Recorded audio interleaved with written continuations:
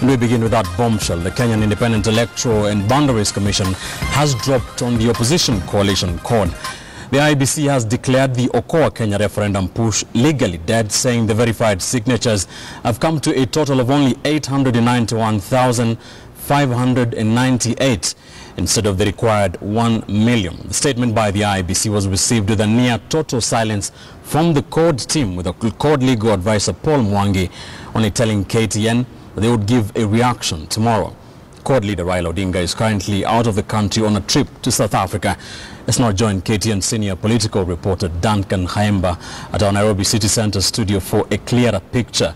Duncan, a big blow to CORD. What does this mean for their referendum push? Definitely, it's a big blow, and you've analyzed what the IEBC statement says. They have, after verifying, of course, out of the 1,633,000 votes, signatures that were submitted, 891,598 being valid and invalid ones being 741,000.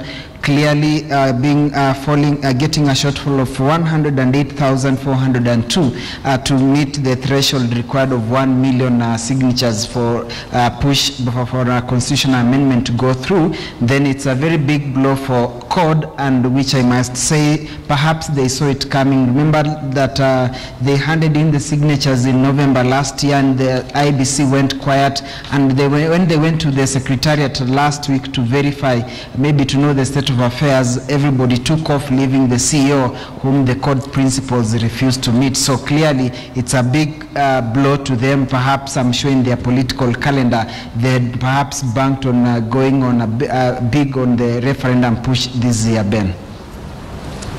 And I don't know, has there been any reaction by the CORD leadership so far?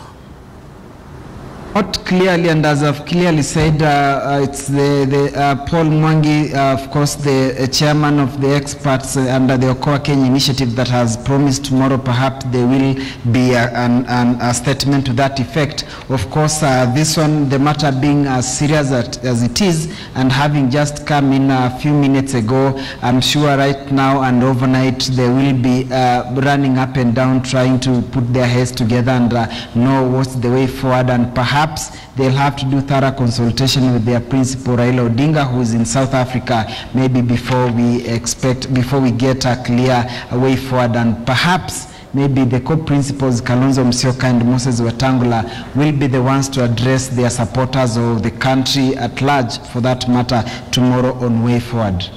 Thank you, Duncan Khaemba, coming to us live from our citizen.